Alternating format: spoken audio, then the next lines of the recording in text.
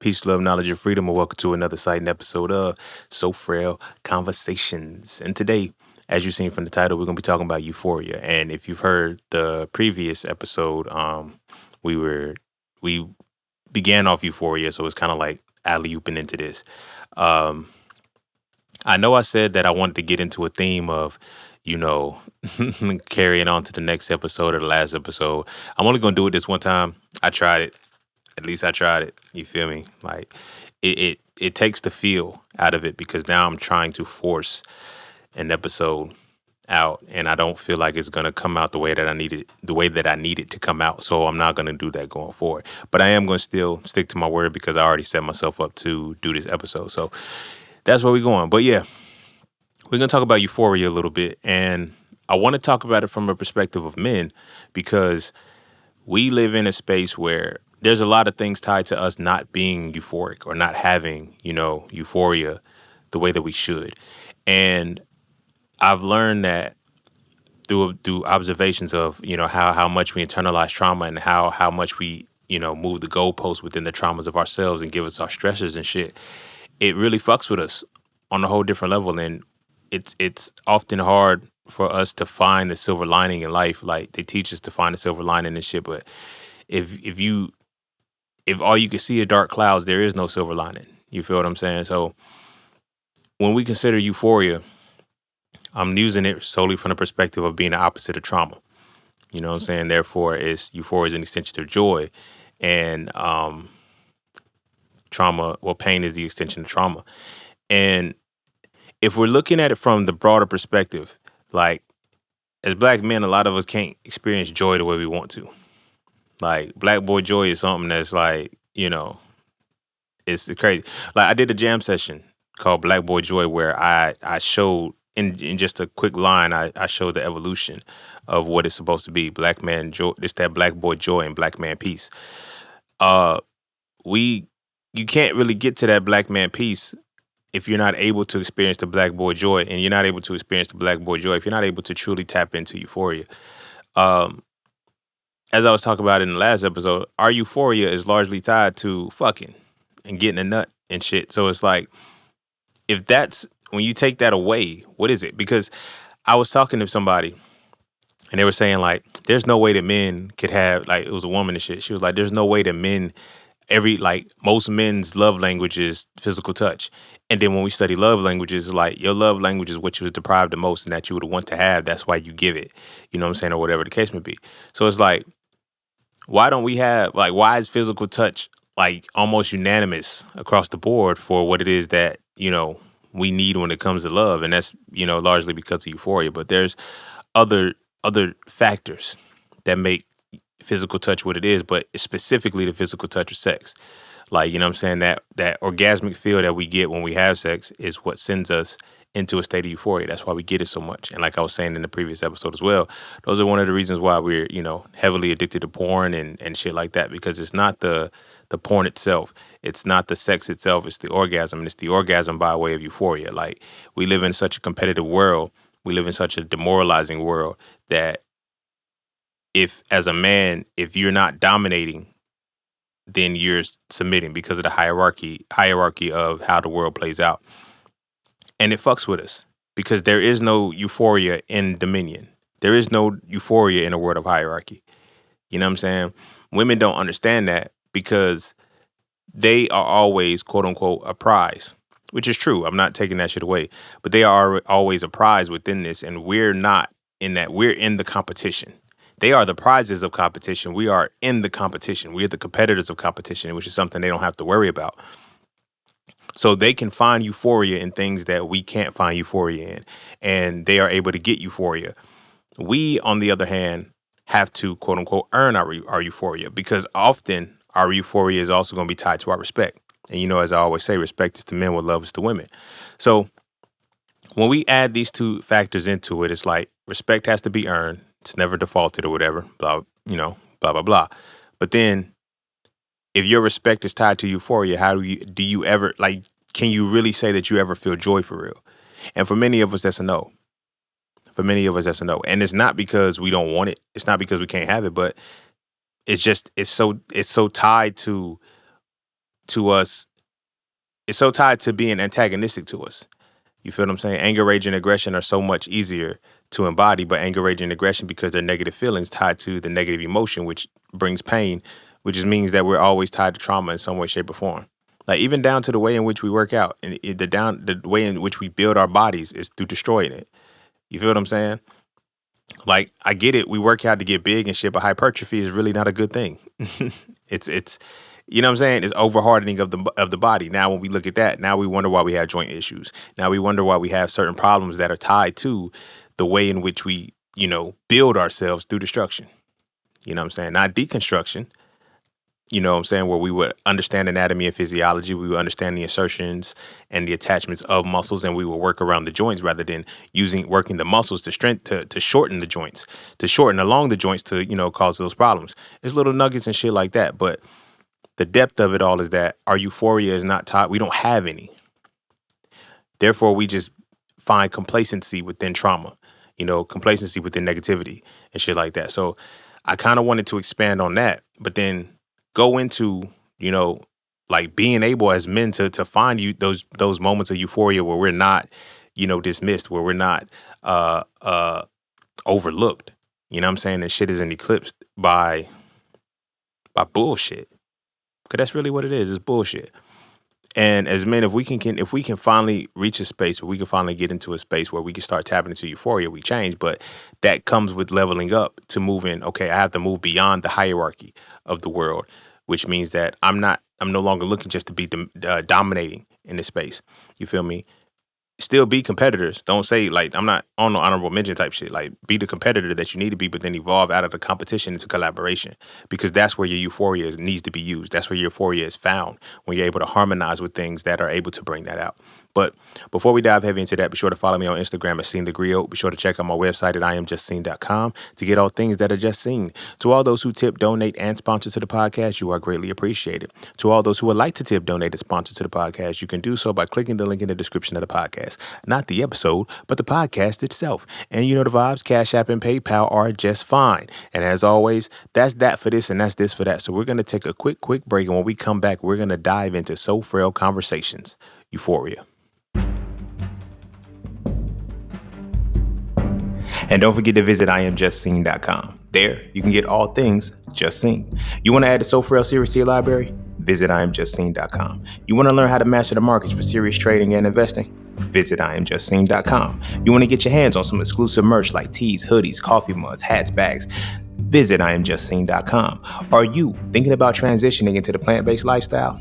Visit IamJustSeen.com. You ever want to just chat with Seen about anything from simple advice to mentorship? Visit IamJustSeen.com. Anything and everything that is me, you can find at IamJustSeen.com. So take a quick peek into my world to see why being just seen is nothing less but always more. Because you never really know what you need until you see it, and you will never see it unless you visit IamJustSeen.com. All right. Welcome back. Ow. And without further ado, we're going to dive heavy into this motherfucker. Like, I really don't know how far I want to go into this one or where I want to go with this one, because like I said, I usually do these things off of the whim, off of what it is. Like, I'm actually trying to have an episode right now. So if it doesn't come out like my other ones do, it's like, that's the reason why I'm giving you the disclaimer right now. Like, this isn't something that I meditated on, that I said, okay, I'm going to do today, but like I usually do. But this time I said, okay, because I have this theme that I've been going with, I'm going to pick it back off the previous episodes. And I'm not doing that shit no more after this one, because this is like, trying to do this is too difficult. But I have this thing where if I say I'm gonna do something, I'm gonna do it. It doesn't matter. So I'm gonna get this shit done. Either way. But as we discuss Euphoria, I'm just gonna segue into it and just get it flowing.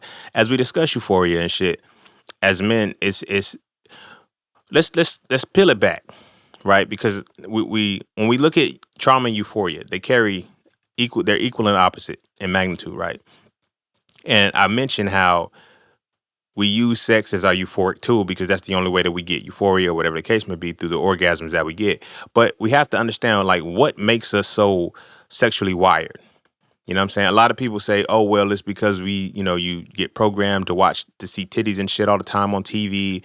And then you get, instant access to porn, magazines, social media, all of this shit. But me personally, I feel like it has to come something deeper than that because it starts off far younger. And when I say like with people, I have this conversation where I say men are sexually assaulted before women. And a lot of people they're like, nah, I don't see how that's the case. Y'all are trying to victimize, blah, blah, blah. They throw that bullshit out there. But when I break this shit down, it's going to flow deeper. Um, whatever your religious beliefs are, whatever you feel, however, blah, blah, blah, I don't really give a fuck about that shit. But I do know that there's something's not right when it comes to circumcisions, right?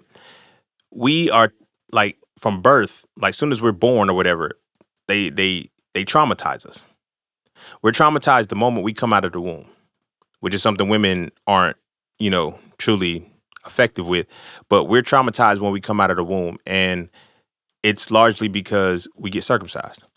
Now, it's like, well, damn, how's circumcision going to go to Euphoria? And I'm going to tell you how, because when that energy, like we may not have the recollection of it. We may be too young to actually have a memory because, psychology shows you that a child's memory kicks in when they're about 2 years old, which is why niggas become terrible twos because they start to memorize and they start to internalize shit. They watch everything that they observe. They see what they don't pay attention to what's good and bad, what's right or wrong. They see what's done the most. So all a terrible two is an emulator of the parents that they watching, regardless of whether you think they can internalize it or not. They see it, and the reason why I'm saying that is because we don't have the memories, but our nervous system still stores everything. You feel me? Our nervous system still stores everything. When we first come out of the womb, we're circumcised, and because the baby is so small and the baby is so young, you can't use like anesthesia. You can't use numbing cream. You can't use nothing on it. They just cut the foreskin off. You feel me? They're just cutting the foreskin off that shit. Now that's a whole different ritual in its own because it ties to religions and shit. But that's a whole different ritual in its own. But in that ritual, our sexual organ is traumatized from birth. It's traumatized. So what do you think is stored there? Now, I talk to women and shit, and I've even read this book called Sacred Woman by Queen Afua. But in that, it was saying how women store things in their womb. Right? Women store things in their womb. They store the traumas and all of this other stuff. Yeah, women do that. But we also store things in our pelvic area too. Not in a comparison way like, oh, y'all trying to be like women and shit. No, nigga, no. This is so for a conversation, so the women shouldn't even be here anyway. But this is me explaining how it now plays out because the reason why a woman stores things in her womb is because that is where that nervous part of her body is. You feel me? And it ties to joy and euphoria. That's why they like your pleasure is pain and all this other shit. It's weird, but it's not. So when it comes to us as men, when we have when we get our boys circumcised, now, again, quick tangent. I'm not saying don't get your boys circumcised. Do what you feel you need to do. You feel me? But I'm putting things into perspective so we can see a broader thing, so we can figure out like what is it that we're trying to run from or get away from and heal or deal with when it comes to like why sex is so wired to us. You feel what I'm saying? And it comes to the trauma that we immediately experience that is stored when we're babies. You feel me? When we're babies, they cut off the foreskin of our penis and shit, and it's like in that you're not.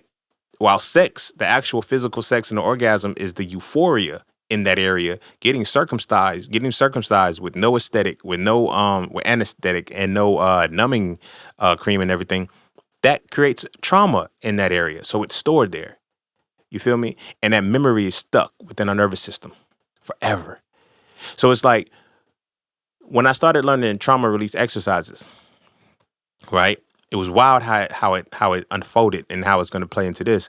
But when I started studying trauma release exercises, like you invigorate the nerves in that muscular area until it starts to until your body starts to shake and release.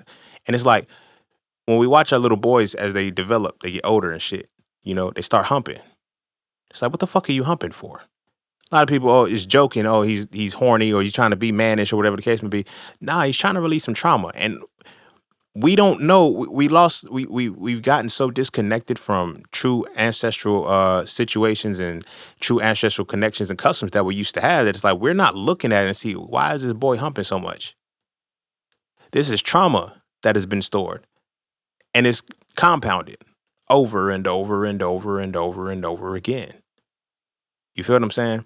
And it's compounded in the sense that we never address it or we even realize, okay, you have to release this trauma from having the foreskin of your penis cut the fuck off. Like, niggas, a paper cut hurts. A paper cut hurts a grown ass adult. What do you think a circumcision does to a newborn baby, bro? You feel me? And I know it's like, okay, well, Sing, you starting all kind of dark if this is supposed to be about Euphoria. Yeah, it is. I'm going to get into Euphoria, but I'm trying to get to the layers of why we need Euphoria so much. And why our Euphoria is often so tied to sex in some way, shape, or form. You feel me? There's something there that we not addressing. And you can't ask a newborn, hey, bro, did that shit hurt? Oh, the baby ain't crying no more. Like we come into this world and we're traumatized the moment we come out this motherfucker. You feel me? Women are traumatized too, because when they come out of the womb, when we both come out of the womb, we're coming out of a how do I want to say this? We're coming out of a womb, right? Full of water. It's damn near soundproof. It's dark. And when they push us out, we're in bright lights, beeping sounds, and all of this other shit that is overstimulating our nervous system from the jump. You feel what I'm saying?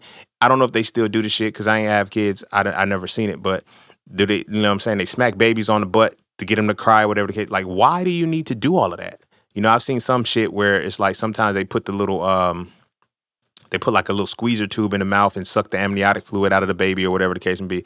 There's different things that they do. I don't know. I don't have a baby. I haven't had one yet, but I'm just seeing from a lot of the things that I've seen. So the baby comes out into a chaotic environment. Everybody's screaming. Everybody's, you know what I'm saying? Like, that's not normal. That's not what's supposed to happen. Like, the baby was in darkness and silence for 9 months straight. And it comes out into this motherfucker. Everybody's screaming. Everybody's clapping. Everybody's loud. The baby is not used to this. If you got into a pool and you were swimming in a pool or whatever the case may be, and you see how the sound changes from when you're underwater to when you come up, it's like a baby's it's sensitive. So there's a different level of trauma that is already stored there. Their nervous system is overwhelmed from the jump. It's a lot that goes into that. But the boys, they get circumcised. They get circumcised. And for a lot of people, it's because, oh, well, this is what the religion says do. This is what, like, why would a religion encourage you to mutilate your baby from the birth? Like, something's wrong with that ideology, bro. And I've talked to women who were saying shit about, well, it's for better hygiene and shit. All you got to do is teach a motherfucker, like, the same way that women teach women how to clean their vaginas and shit, we're supposed to be able to teach boys how to clean their dicks. Like, you feel what I'm saying? So if you do have the hood on, you motherfucking peel the motherfucker back, you scrub it, clean it, get all of the shit and let it come back up. Like, it's simple shit. But like I said that because I had women say, like, oh, it's better, it's more hygienic. I mean, it's not. If you're a hygienic motherfucker, it's going to be whatever it is anyway. So it really doesn't matter if the skin is there, in my opinion. You feel what I'm saying? So as I'm watching how we get traumatized into that from the beginning,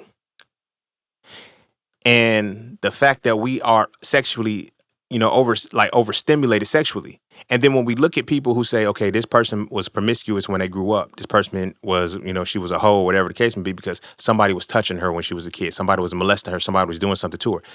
How is that obvious when it comes to a girl, but it's not that obvious when it comes to a boy? Like, these are the same things. The trauma now triggers, the trauma of the sexual organs and the sexual area now triggers something to find euphoria to balance it. You dig what I'm saying? And for us, we find it in sex. Some women do too, but for us, we find it in sex, but it's permitted for us. It's permitted for us because this is the euphoria we get because we don't even realize how deeply wired it is to try to erase the trauma that we have there because we're not releasing it. You feel me? It's levels. It's levels. And because, like I said, that is the first trauma that we experience and it's tied to our sexual organs, we're dealing with some weird motherfuckers, bro. Because it's like, that's a whole different level, especially considering the Epstein files and all of this shit. Like, what is the significance? Why are you keeping foreskins? What is the significance of you needing a foreskin? What the fuck are you doing with it? You feel me? You ain't just throwing a bitch in the garbage. You feel me? These niggas is weirdos. But again, it's a ritual. And we're not going to die down that rabbit hole because we're trying to get into euphoria. So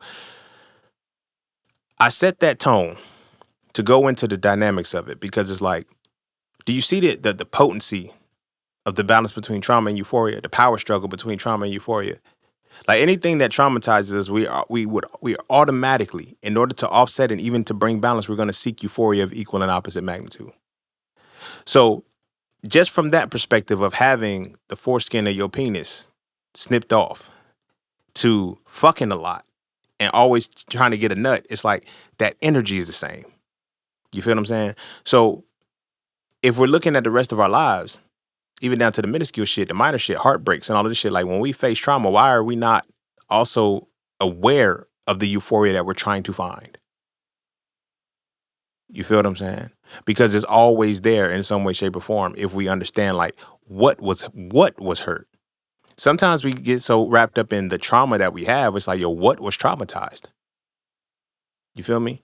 And then when you find what that trauma was and where it was stored, now you have to look at where that euphoria can be and where it's supposed to be and find things that you can replace that and overwrite it with. You feel what I'm saying?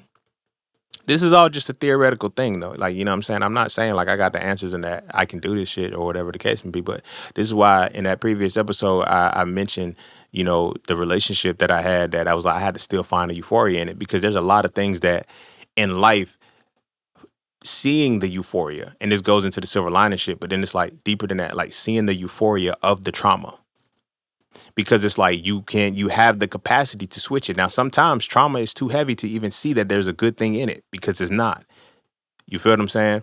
And in that, it's like I have to find, rather than finding the euphoria in this, I have to go and create a euphoric space that will be an equal and opposite capacity to this trauma that I have. You feel what I'm saying? And unfortunately, they don't teach us how to find euphoria. They just teach us how to deal with trauma. And that's dangerous. Because as boys, it makes that, like, that's what makes us cold. A lot of people be thinking, oh, men don't have emotions and shit like that, because the emotions that we try to feel that are supposedly good, they trigger euphoria. Euphoria is something that we're told to avoid from the jump. Like when you're told like not to, you know, be overly happy or anything like that. Like niggas will really call you gay when you are like, when you have a lot of energy, when you are happy as a person. When we as men, a lot of times when we experience good feelings and shit like that, which will ultimately lead us to having euphoria and shit, we're criticized for the shit. You feel me? Now as black men, you feel me? We often get wrapped up in the I don't want to appear soft. Like, do you see the context of that? Sometimes we mean mug, we don't smile. Unless we're actually with a woman and shit. We don't really smile too much. We laugh to ourselves. We try to keep that stoic. Like, they even have this thing called stoicism. It's weird, red pill shit. But it's like, stoicism is trying to train you in the ways of not using your feelings, not using your emotions. Nah, nigga, that's why you niggas avoid euphoria so much. And you have to become numb because your body naturally feels feelings. It naturally harbors and understands emotion.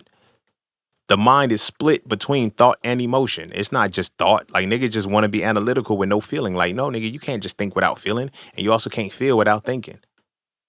You feel me? Now, when you internalize that trauma and it makes you start to feel without thinking, now, what feelings do they give us? This is what I was talking about in So Frail 1 specifically, but the whole series is like anger, rage, and aggression, my nigga. Ain't nothing euphoric about anger, rage, and aggression. It's all traumatic. You feel me? Like, you're permitted to have anger. You're permitted to have rage. You're permitted to have aggression simply because we're going to constantly traumatize you. Now we can redirect you at that. And I say that because of this. When we look at sports, right? When we look at sports, the greatest athletes have the most trauma. And don't nobody know. Don't nobody know. They just think, oh, this motherfucker be wilding out. Like, this motherfucker he be hooping. She be hooping. Like, they be balling. You feel me? And we don't look at it as, oh, this motherfucker might be traumatized and they're channeling the trauma. That's how potent emotions are. It's energy in motion. Now you know how to direct it. You feel what I'm saying? So a lot of us have that trauma where we release it in a way through one of those mediums, anger, rage, and aggression. Right? So what would the opposite of anger be? Elation. What would the opposite of rage be? Calm. What would the opposite of aggression be? Peace. So that means that the euphoria that we're looking for is found in the antithesis of those emotions. But if we're looking, if we're not aggressive and we're not, you know what I'm saying, if we're not aggressive like visibly, oh, you a bitch. Motherfucker's gonna try you. Now you gotta get aggressive. You feel what I'm saying? If you cool and you happy, like motherfuckers will try you. Now you gotta get angry. You feel what I'm saying? When you calm and collected, motherfuckers will try you, and now you have to get into rage.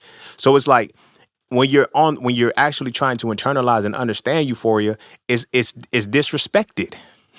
Which is why respect is to men what love is to women. Like motherfuckers do not respect your peace. Motherfuckers do not realize what it is that you're telling me to earn. Like, so it's like when you show me that the stoicism, the anger, rage, and aggression, the things that you allow, is like that quote unquote make you manly, make you a man, not necessarily masculine, but make you a man, are the very things that keep you away from euphoria. Ain't that some shit? Unless it's sex. Sex is the one time and the one moment where we can actually be in a space where it's like, now I can feel some euphoria. You feel what I'm saying? I used to hear it all the time. You know what I'm saying? When I was, you know, out here in these streets, smashing, thrashing, and fucking haberdashing, like I always say. But when I would talk to women and shit, they'll say, there's hood niggas fuck the best. That's what women will say. They say hood niggas, street niggas fuck the best, and they don't know why. Bitch, we stay in war zones, nigga. We stay in war zones. We always fighting. We always exhibiting anger, rage, and aggression, and it's not naturally human for anybody to stay in those spaces at all times. It's just not. But we're convinced and coerced that this is what a man is. Like, have the anger, the rage, and aggression, but just don't unleash it.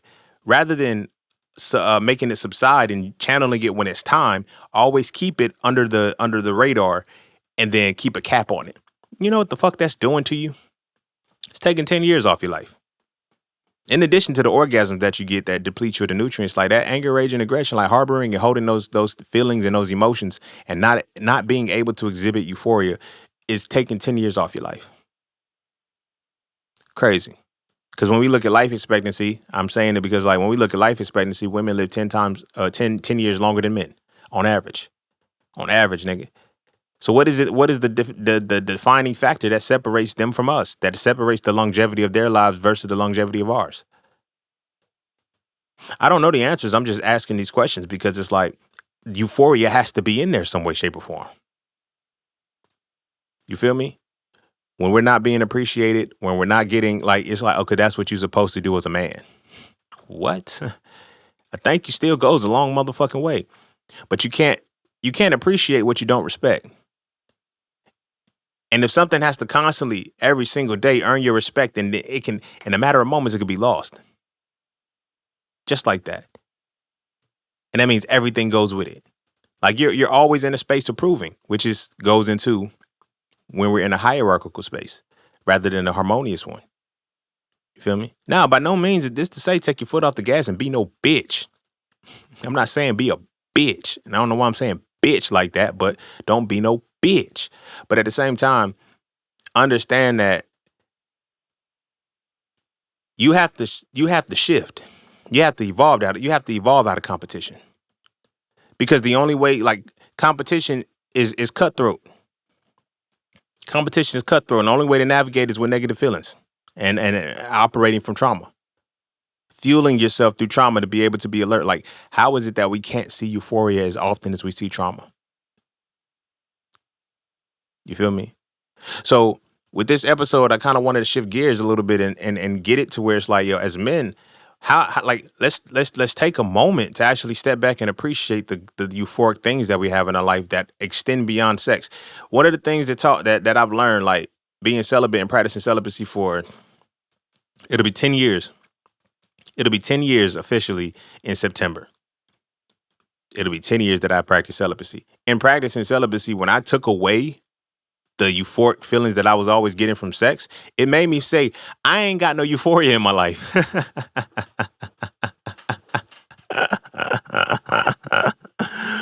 Oh, shit. But then when I put into perspective, like, how did I end up losing body counts? Like, I can't even tell you how many women I have sex with in my life. You feel what I'm saying? And now people, they'll say shit like, "Oh, that's a red flag if a man like it could be." Like women ask me like, "Do you know what's your butt?" I can't tell you, baby. I'm gonna be honest with you and let you know I cannot tell you how many women I've had sex with in my life. I just don't. I just do not know. You feel me? But it's like I'm like I all said it though because I've been celibate for 10 years and shit. I'm like, don't that count for something, nigga? But in learning that, it was like, okay, that was my only source of euphoria. Fucking.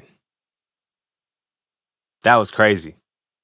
Like the first couple years, like, let me see, because I went fully in 2000. I went in 2015, and then by 2016, I got some head. But then after that, I locked in and I didn't fuck with it no more. But in that time, I realized like, yo, what is it? What is it that brings me joy? I remember I had a homeboy and shit. This was before I was fucking. Like he had to be like 11 or something. No, I was 11, 10 or 11 or whatever. He was telling me, he was like, and he had to be like a 12 or 13. But he's like, yo, ain't nothing better than the pussy. I was like, what you mean? He was like, yo, it just feel good. It's what? Like nigga, that's our end goal. Get some pussy. Our end goal is euphoria, and that's how we get it. You feel me? I even had situations in relationships where I'll tell women, yo, you just got to fuck me good. Nothing else. But when I took sex off the table and it was no longer in the equation, it's like niggas, motherfuckers ain't got, as men, we ain't got that much joy. Like not much brings us joy except for video games. Being able to watch sports without like interrupted. Like there's certain things that bring us joy that is like, yo, we build man caves and all of this shit so we can get the fuck away. I was watching this video clip where this woman said, is it normal for a married man to lock himself away in a basement for 2 months without saying anything to me? And you know, everybody's, oh no, you need to communicate with your girl. Like, let's take it away. That was that man's sense of locking himself away for 2 fucking months. Just literally going to work, coming back, paying the bills and shit, but staying away from everybody was how he gained euphoria. How much trauma is in his space to where that's where that nigga had to go for euphoria? You feel what I'm saying? Like, that's crazy. That's fucking crazy. So now when our women and shit as a whole, even the feminist movement, it's like, oh, she has a right to not be in the mood or whatever the case may be. Respectfully. But this is so for a conversation so I can talk like this because it's just a bitch, that's the only euphoria I'm getting out this motherfucker. You don't do shit but nag. I pay all of the bills. I gotta always worry about what, and all I want is some head, bro. All I want is the fuck. And you ain't never in the mood. I'm making sure that you can you know, do your thing, go chill with your girls, brunch, all of this shit. I'm doing all of this shit for you so you can constantly be in the state of euphoria. And all I want is some motherfucking pussy, and I can't even get it. Because that's the only euphoria I have. So why do men cheat? Oh, why do men cheat? I always say it. And now we're going to peel back a little bit more layers. Motherfuckers cheat when they're losing. Now let's add another layer to it. When I am not getting euphoria out of this shit, I am going to cheat. I am going to cheat. When a motherfucker is getting their ass whooped in a video game or some shit like that and they can't win and they're not built for losing, they're going to do something to win. They're going to cheat. They're going to cheat in some way, shape, or form. It's crazy. But now it's tied to winning and losing are tied to, as they say, the thrill of victory and the agony of defeat. Agony's a motherfucker. The agony of defeat is a motherfucker. Don't nobody want to feel that because ain't no euphoria in agony, nigga. It's only trauma. It's only motherfucking trauma. So I gotta win. So I'm gonna cheat. I don't give a fuck. Niggas, cheaters never win. Winners never cheat. I don't give a fuck, bitch. I got this dub. Even if it wasn't fulfilling enough, I still got the win. I got a pseudo euphoric feeling. Yeah, it's fleeting and I can't tap back into it because I can't reproduce it because I cheated. But at the same time, I got a little bit of euphoria, which I never get in my life. Why do men have side bitches? Why do men always want to fucking know? Like, cuz, nigga, we are trying to find euphoria in a world that doesn't give it to us. Pussy is the easiest way for us to get some euphoria. Then when we can't get some pussy, of course we're going to beat off. We're going to watch porn. We're going to get lost in that shit because these moments give us euphoria because it's the nut that we trying to get that gives us the euphoria. So now I said that because I want to add on. I said that to give precedence and credence to what I'm about to say with the celibacy practice and shit. So it's like, as I was celibate, I took that shit away. I was like, yo, there's no euphoria in my life. Now here's an extra layer to that shit because same time in about 2016 or so, I deleted all of my old music when I used to, rap from 12 up to 26. Like when I was making I deleted all of it. Now this is years, beats, fucking songs, freestyles, all of that shit. I just deleted it all because I was like, I don't know what space I was in, but something just said delete it all. So I deleted it all. And I'm celibate and I don't have my music anymore. You feel me? I didn't realize how much euphoria that music brought me. You feel me? But I had nothing to bring me euphoria and I had to tap into myself to actually find it again. I had to fucking tap into myself to find it in ways that couldn't be explained. So in the process of, practicing celibacy and shit, like motherfuckers think I was just like not fucking not. I was still using my creativity because I realized my creative energy is either going to be wound, is fueled either by trauma or euphoria. And I started to say, I don't want to keep talking about, and I don't want to keep creating from a negative space. I don't want to keep creating from a traumatized space. I actually want to create from a healed space. What would it look like if I was in a healed space? What would euphoria look like for me if I take away sex and I took away music? Now, music was my euphoria, but I can always tap back into that at will. You know what I'm saying? But I was like, what else can I become euphoric with? And that's when my quest really started. That's when my quest really started to actually see what is euphoria, bro. I know I can tell you what trauma is like a motherfucker. I know trauma like the back of my hand, bro. I know trauma like the back of my motherfucking hand, but I'm totally unfamiliar with euphoria, as many of us are. Take away sex, take away work, take away what would you do to enjoy yourself? You see what I'm saying? Like we have to be out somewhere being entertained by shit. Like if you take away entertainment, you take away entertainment and you take away sex, what brings you euphoria?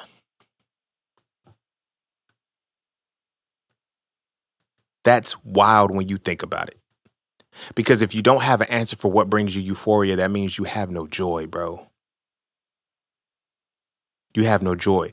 And if you don't have that joy and you don't have those moments of euphoria, there's nothing you can tap back into when you need to get into that space. When I wrote So Frail 1, like publishing that book, that brought me a level of euphoria that I can't forget, but I know what it feels like because I completed something. A lot of times as men, our greatest forms of euphoria come from accomplishment, but then they come from completion. You feel me? Actively doing something. How much do we actively create within ourselves that we inspired it from beginning to end? Learning to master the markets and shit like that, going through the failures and all of that shit like that brought me euphoria because it's like I am doing something. I'm creating something.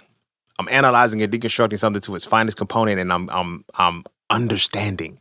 I'm getting clarity. Like there's a different level of joy that you have. You feel me? But had I was still been, fucking bitches and shit and running through hoes, I wouldn't have seen it.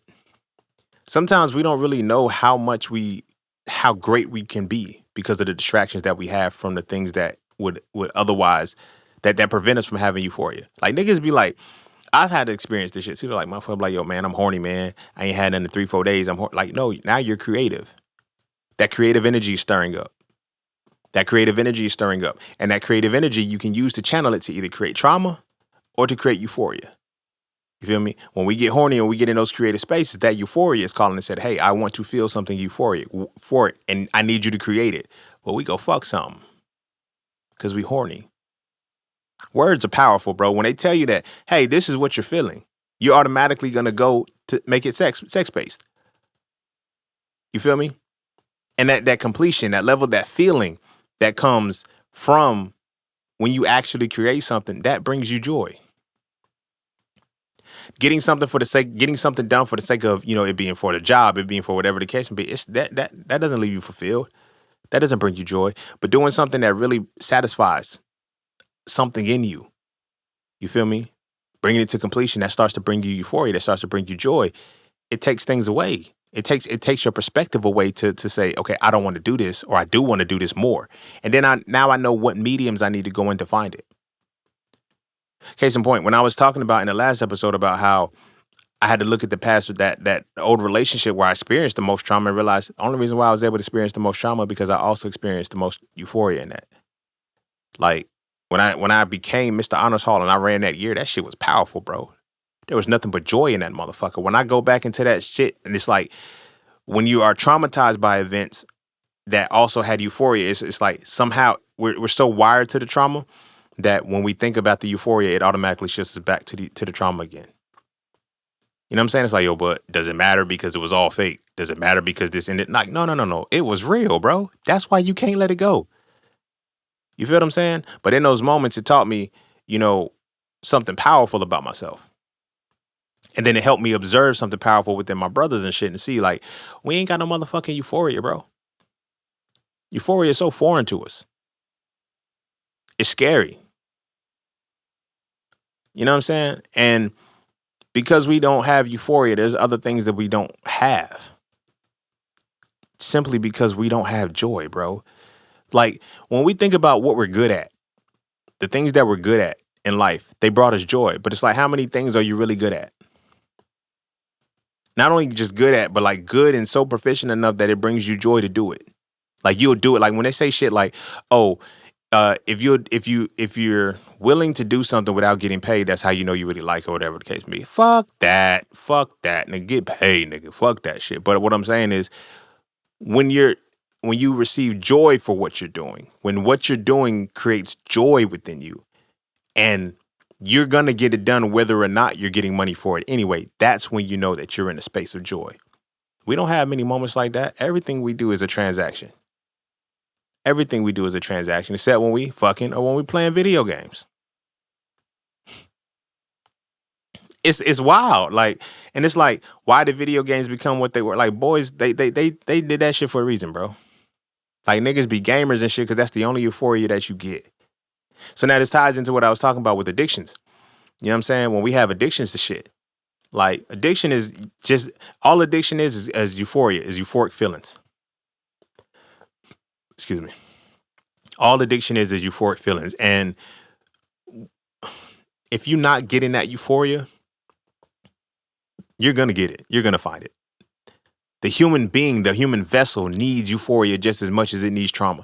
And we get bombarded with trauma so much that we don't realize that escapism is not really necessarily running away from trauma. It's the attempt to run into euphoria.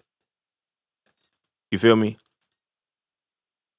And then when you can't escape, and because it's trauma all the way around, always around you, and there's no means for you to get euphoria, no means for you to find euphoria, you don't know what to do. I talk to so many people who say, man, I remember when I used to do this, I would want to do this, I'd be thinking about doing this, and I'd be like, what hold you back? And I used to think that it was fear. A lot of motherfuckers don't fear change, they don't fear progress, they fear they are unaware of the euphoria that is going to come, and they don't know how to deal with it when it does. The excitement, the energy that you get, like, you can't even share euphoric news with niggas, bro, because niggas gonna hate.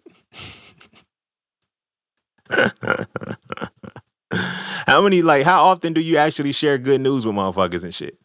I got this homie on Instagram and shit. You feel me? I can't really say if it's a homie or not, but it is what it is. But like she'll ask me what's up or whatever the case may be, and I'll share some news or whatever, and she'll be like, "Oh, that's what's up." I'll be like, "Cool." I leave it at that. And then, but like if she achieves something or she gets something like that, she'll hit me up and tell me in detail everything about it. And it's like engage in full conversation. So it's like, you like sharing your euphoria, but you hate hearing mine. Interesting. I said, I'm not gonna trip because I know that's a lot of people are. But it's like, that's interesting. And then one day she asked me, she said, why don't you ever share anything with me? I said, because I don't like my shit falling on deaf ears. I don't like euphoric shit falling on deaf ears. She was like, what you mean? I was like, anytime I share something good with you, it's always either okay or that's what's up. But I said, let the role switch and watch how, and you see how I never paid, I know you didn't pay attention to that. You know why? Because you're not used to it. This goes into us as men. Like, you're not used to being able to experience the euphoria of a man. You're not even prepared to actually accept and embrace when a man has euphoria. So because of that, he isolates himself away from you in moments of euphoria, unless it's sex. Because that's the only euphoria that you're willing to, because you benefit from that euphoria too. You don't benefit from the euphoria I have in isolation. And I'm not just speaking on this, from that one person and putting it on everything. This is a general thing. I seen this video where this guy, he said he had this spool of thread or wire, some shit that he had for like 40 years. And it was almost gone. He was explaining like he was having euphoria. He was like, yo, he said, as I looked over this, I think about every time I unwound it, every time it's like to know that it's almost gone. His wife was like, but you're sitting out here alone. He's like, every man in the comments felt the same way and knew exactly what the fuck was happening. It was just like, yo, you see why men don't come and share nothing with you? Because when I bring euphoria to you, you dismiss it. But we all get like that. It's been like that since we was kids. You feel me? Oh, calm down. Or, you know what I'm saying? Okay, good job. Now what next? Like, we're not even able to embrace our euphoria and sit with it long enough because now it's always the next thing. Because when you're in a competitive space in a hierarchical world and not a harmonious one, it's always what next? What next, my nigga? Do something more. Do more. Do more. Bet you can't do this. I bet you can't do this. Why are you undermining what I did, though? One of my favorite battle rappers, Daylight, he was talking about how, like, when you in the hood, and this is some real shit. This is some real fucking shit. He was like, when you're around black people and shit all the time and shit, and this is something that fucking pisses me off. Because when we see Caucasian people at the bare minimum doing something that we can do, it's like, oh, they killed it. They this, that, and the third. They didn't do shit. Because when we do it, it's like, okay, what next? You feel me? Like, bitch, I bet you can't do more than what you just did. Bitch, you can't do it at all. Just give me my propers, bro. That's it. It's like we never get a chance to enjoy the euphoria of the successes or anything that we complete. We never get a chance to enjoy our euphoria because it's always the competition of do more. Do more. And I still did more than you. And it's still like, you feel what I'm saying? When you are growing up under that space, it's like, I'm not going to share my joy with nobody. Either you stop sharing your joy with people as you achieve it, or you just don't fuck with joy no more. Because it's easier to deal with pain. It's easier to deal with trauma. Because at least when I'm dealing with trauma on a regular basis, motherfuckers will console me. You feel me? Same person. I can tell her, hey, this is not going good. And she wants to hear everything about what's going bad. But it's like, as soon as I share some good news and shit, it's like, I don't get it. And I had to start paying attention to that with all people. Like my old page and shit, when I had my chat with scene sessions with some of the older people and shit, it's like when we talking and shit, and they're like, they can pour everything negative, and it's like, all right, now tell me something good. Like one thing that I started doing with people, fucked them up because it's almost like I know you don't, like there's nothing for us to talk about at this point because they'll be like, they're used to people saying, yo, what's wrong? And they tell what's wrong. So motherfucker come to me, hey, all right, so what's right? Huh? What's right? You feel me? And they be like, I got to think about it. See, you see the problem? You see the motherfucking problem right there. You have to think about what's right, but you could it's automatic. Everything that's wrong is automatic. That means you're living in trauma, not euphoria. But then at the same time, you know what I'm saying? When the motherfucker's sharing what's right, it's like, oh yeah, you bragging, you this, that. Like, no, I'm sharing my joy and you want me to stay traumatized. You want me to stay in trauma. You feel me? That shit different. But those are some lessons that I've learned internally for myself and that I've observed as a whole. Euphoria is something that is lacking within us as men. We be thinking motherfuckers are emotionally unavailable, and I talked about this in So Frail too, emotionally unavailability and emotional retardation and shit like that, but it's deeper than that. Both of those are results. Emotional unavailability, emotional retardation are results of not being able to experience euphoria. I'm doing a dramatic pause with that because a lot of motherfuckers are not paying attention to the fact that we're emotionally unavailable, unstable because the joy that we want to have that will offset all of the traumas that we have, we're not allowed to exhibit it. So now, spinning it all back, why men cheat? It's like, why do men cheat? Every motherfucking dude that I knew that has, cheated on a woman or whatever the case may be, it's like, yo, they when they say, oh yeah, you traded 80% for 20. You know what was in that 20%? Fucking euphoria, nigga. If you've ever cheated, if you ever been a motherfucker who cheated on a woman or whatever the case may be, and you think about why you cheated on her, it's just like, yo, it was just something about it. She let euphoria come out. And it's weird how relationships work that way. It's like, when I'm not really fucking with you, my euphoria can shine. But the moment we cross that line and we quote unquote get serious, somehow it's like there's no euphoria between us anymore. We can't even share good shit together. You feel what I'm saying? Because we're not used to that shit. Because if we're not used to euphoria, then we also not used to love, my nigga. Kendrick just said in the song, what is it, Good Flirts? He said, niggas love love too. I gossip with my bitch like I'm Young Thug too. You feel what I'm saying? But it's like, do you see the problem with that? I gossip with my bitch like I'm Young Thug too. Not the bitch part. Not the, it's the gossip. I can share bad news with you. I can share trauma. We can talk about trauma all day long, but why can't we talk about euphoria? I got people right now that be like, yo, you don't talk to me like you used to, because you don't talk about shit but pain, people, and problems. Like my euphoria is, I have reached a point where now it's like I don't have ill will towards niggas. I don't have. It's like I operate in euphoria now. I never operated in that before. So our entire encounter, everything that we built up until that point, was trauma based. Even if we laughed and had good times out of trauma based shit, it's like now I'm in a space of euphoria. So it's like most of my conversations are about ideas, solutions, and I said people, pain, and problems, ideas, solutions, and joy. Like niggas don't want to hear that shit. Like I don't give a fuck about problems, nigga. I give a fuck about the solutions. I don't give a fuck about pain, nigga. I give a fuck about joy. You feel me? Because now I'm in a space where I've now moved into euphoria and only operating from euphoria. So I can't share good news with niggas that don't like good news. You feel me? And they don't even know that they don't like good news, but they need good news. Like I'm like, yo, nigga, let me share some good shit with you.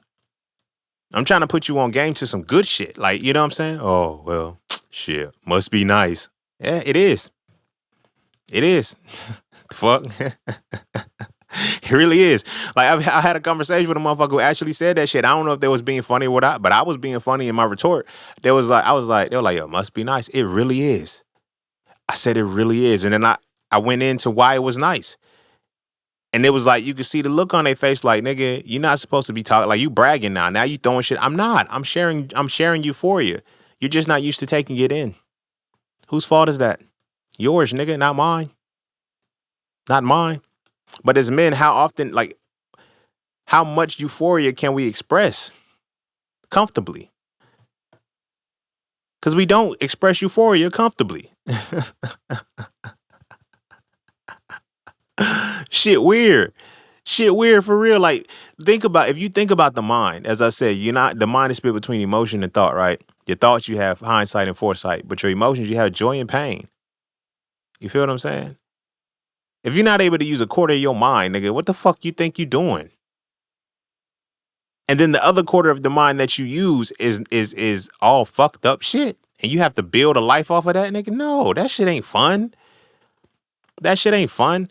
And then it's like your fun has to be tied to doing some shit that's like when you get to that point where trauma is your fuel, you find fun in destructive shit.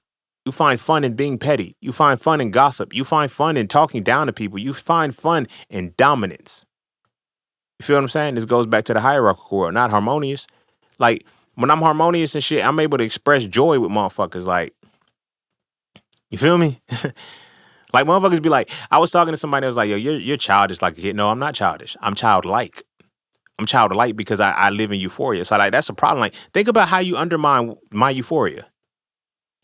You always so happy. You always so upbeat. No, I'm euphoric, bitch. I'm not traumatized. I'm not operating from a traumatic perspective all the motherfucking time. I'm operating from a euphoric perspective because I like and I find joy in the way that I'm living. It ain't my fault I can't share it with you. It ain't my fault you're not willing to share it with me because it requires you to change. You feel what I'm saying? It requires you to motherfucking change. So now when we're looking at it as men, it's like, yo, how often do we tap into those euphoric moments that make us feel like, you know what I'm saying? It's hard. It's hard because now when you sharing that euphoria with a motherfucker, you got to worry about, oh, you can't get it or you don't get it. Now it means you got to start changing your circle. But my whole circle was built off trauma. And these my motherfucking friends. These my motherfucking partners. These my motherfucking riders and shit. But it's like, how much euphoria is there between y'all? How much euphoria is in you? How much euphoria did y'all even connect with, or is it all trauma bound? You feel what I'm saying? These are things that as men, we don't even realize how deeply are interwoven within us. From birth, nigga. From birth. Everything is about enduring pain, not embracing joy. I did a dramatic pause with that because we need to actually sit with that. As men, we're so strong. We're so set on enduring pain, being able to endure pain. Yes, be able to endure pain. Because if you can't endure pain, you're a quitter. You'll never be a winner if you can't endure pain. But at the same time, you'll always be a sore loser if you cannot embrace joy. You feel what I'm saying? And we get so wrapped up on being able to endure pain for the win that we don't even know how to enjoy the win. You feel me? Because we can't embrace the joy that came from the shit. You know what I'm saying? Perfect example of that.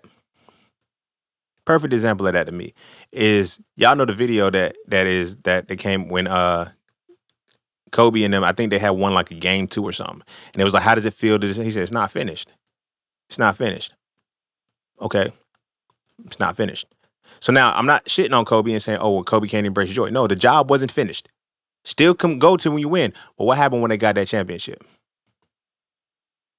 I think that was the 5th ring, if I'm not mistaken, because he stood up on a thing. He did the 1, 2, 3, 4, 5, and motherfucking like the way that he embraced the joy.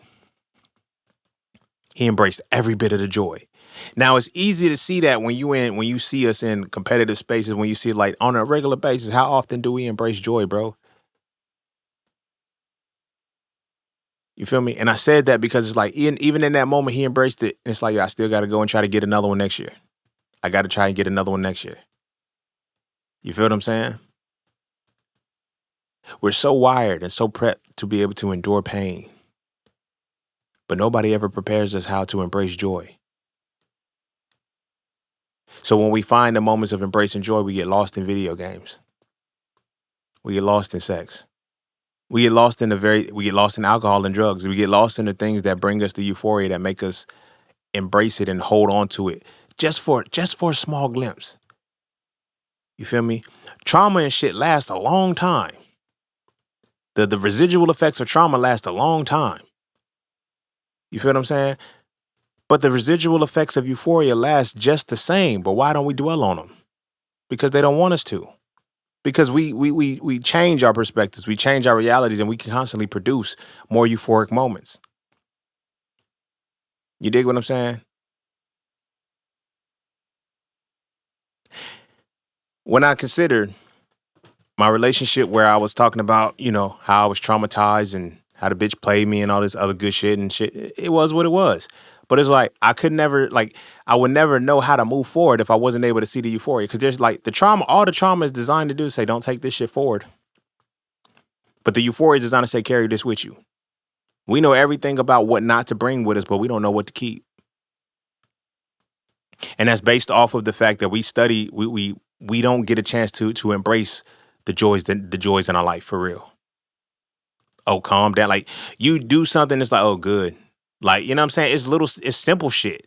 It could be simple shit. Like you could have been a kid and you drew a picture and you felt how a motherfucker responded to the picture you drew.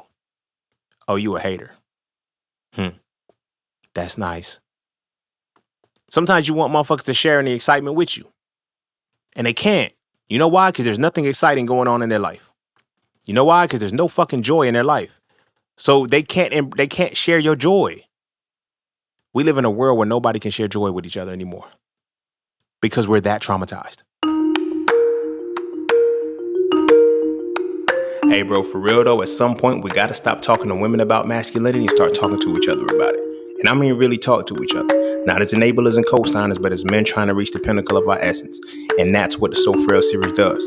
So Frail 1 is the definition. So Frail 2 is the acknowledgement. And So Frail 3 is the resolution. If you rock with the So Frail conversations, I can guarantee you will rock with the So Frail series of books. So visit IamJustSeeing.com right now so you can add the series to your library. I promise you will never look at masculinity the same again, and you're going to stop wasting your time arguing with women about it. This is a conversation that men need to have between men, and it's time we start having this conversation now. Now, we'll share in how we survive trauma. But it's hard to embrace joy. It's hard to share in the joys with each other. because it's like, oh well, I ain't do that. I ain't do it. It ain't me. It ain't this. Like what? What trauma? The trauma ain't you neither. But you won't stop. You won't shut the fuck up about it.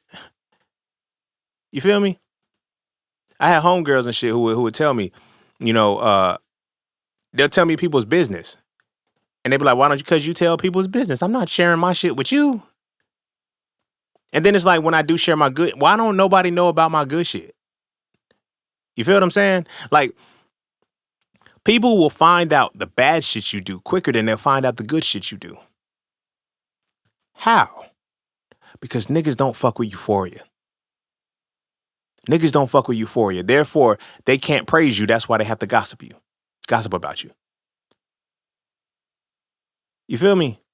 It's weird. It's weird as fuck. But it comes in not having Euphoria in their own lives. You feel me? Some niggas befriend other niggas and shit simply because of the Euphoria they see. I had a lot of hoes. Niggas used to want to fuck with me because I had hoes. I didn't realize. Now I can look at the peel back the layers and shit. I got Euphoria that you niggas don't get. So now you want to live vicariously through me. Hmm. People want to live, when people attach to you and they want to live vicariously through you, they see your joy. And a lot of times you be thinking they supporting you. They living vicariously through you. Because they're siphoning off your joy because they know you're going to come back and bring it to them. Now, watch those people because they're trying to tweak everything you do. Bitch, you didn't even attempt what it is that I'm doing, so how the fuck you going to give me advice? You can't. You can't. And they wonder why when men get in that pocket, men get in that zone and shit, it's like, yo, why does he isolate? Why does he isolate? Because he's looking for Euphoria. We were looking for Euphoria, and then when we find that shit, it's different. It's a different type of man.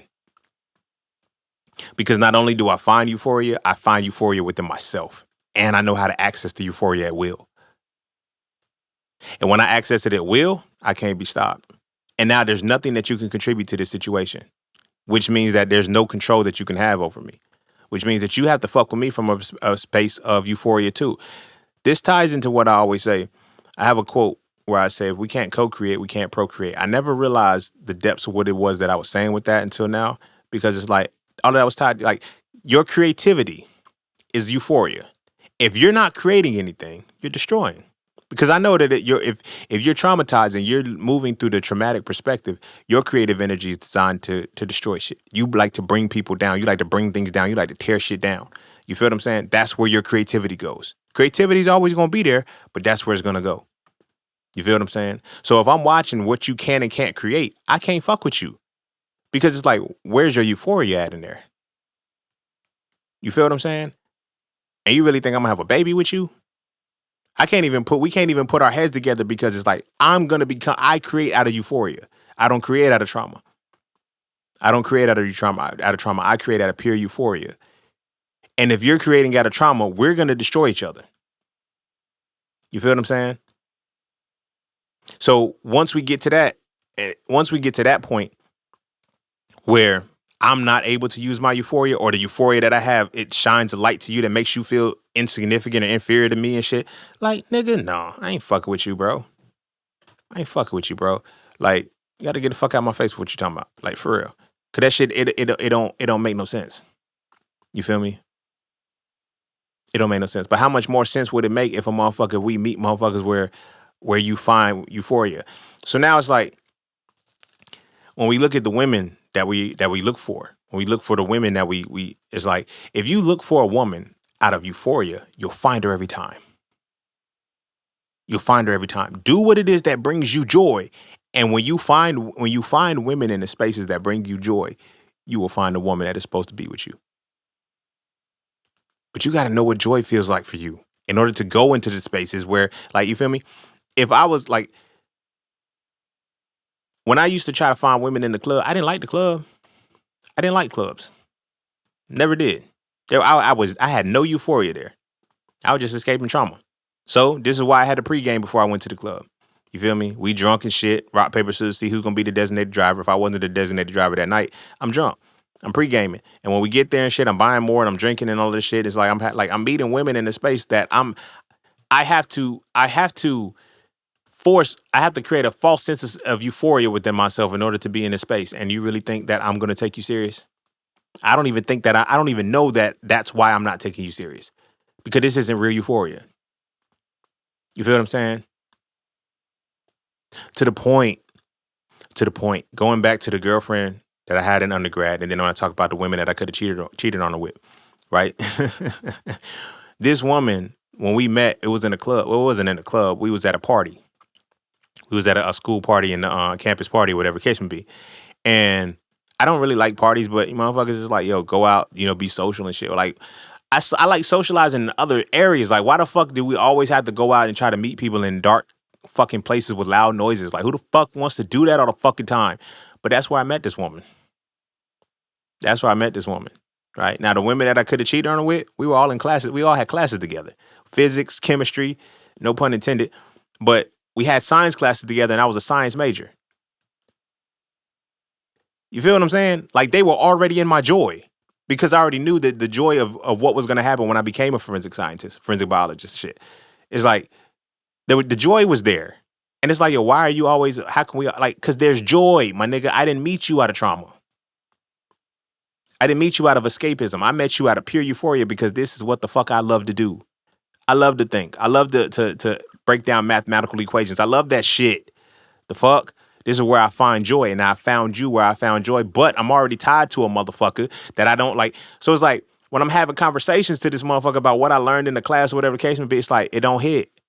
Like, I feel you're not embracing my joy. You don't give a fuck. Okay, let's fuck. Like, that's it. We be wondering why we fucking so much in relationships and shit, why we got to fuck so much in relationships and shit, because it's like, that's the only way we gonna bring euphoria to each other, because we don't bring any other form of euphoria to each other outside of that. You feel what I'm saying? As men, how often do we shut down our joy? You dig what I'm saying? Enter into my world and is beyond just copying me or doing what being. No, like, you got to be able to match my joy. Like, I'm beyond always having to match and respect the pain, nigga. Fuck that shit, nigga. Let's understand joy. You feel me? Like, as men, like, we so fucked up with joy and shit that it's we have such a fucked up relationship with joy that we can't even be happy, bro. And that's crazy. That's crazy. Like, you sharing accomplishments. Like, sometimes you hesitate to share your accomplishments with motherfuckers because you know they're gonna hate. And it's like, no, they're not hating on me per se. It's just like, I'm sharing joy with a motherfucker who doesn't find joy in what I'm talking about. Leave them alone. Move forward. Go into a space where you find people that have joy. And this is what I was gonna get to as well. It's like, when I'm looking for women and shit, like, I'm at a space now where it's like, I know what brings me joy. So I'm gonna go to the spaces that bring me joy. And if there's a woman there, yeah, I can put my game down, because I'm in a space where I'm at joy. I'm at peace. I'm not thinking about what I gotta say to you. This shit is like, the conversation will come out of its own, because it's like, I'm in my element. I am in a space where I find joy. I run this shit. I run this conversation. You dig what I'm saying? Now, the cheat code to it is to always be in joy, and then be able to filter out where joy doesn't reside.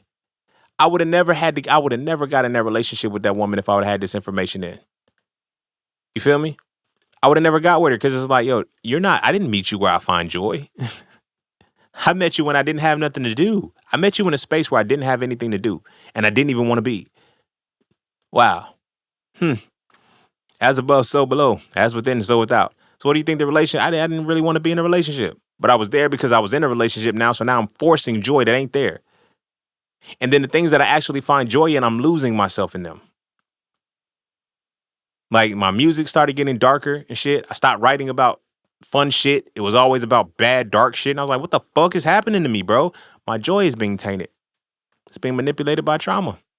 Because I didn't meet this person. I didn't come into terms with this person off of joy. You feel what I'm saying? Like, being in a space now where it's like, the women that I've been encountering lately and shit, they're into music. Like, they sing, they write songs and shit like that. And it's like, You get me. So when I tell you, hey yo, I just finished this Pilot Cafe flow or whatever the case may be, just wrote it. Ooh, I want to hear it. As opposed to, because I was just talking to a woman not too long ago, about a year and a half, 2 years ago and shit. And I told her, like, I let her hear this flow that I did, and it was just like, oh, that's cool. You right.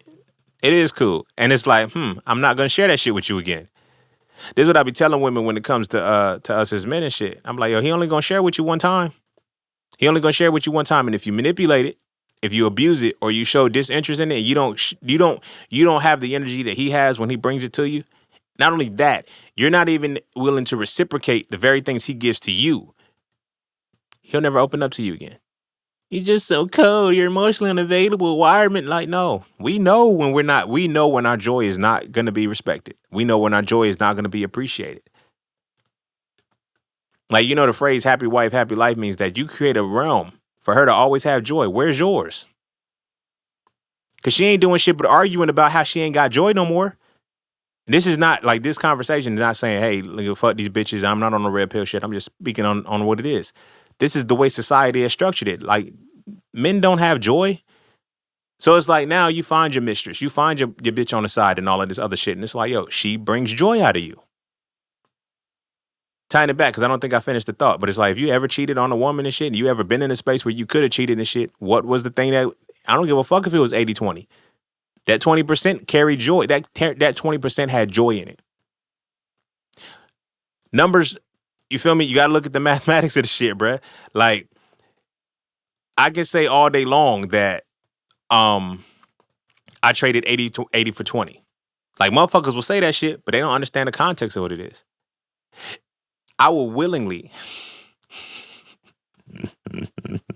if the sisters is listening, I don't give a fuck.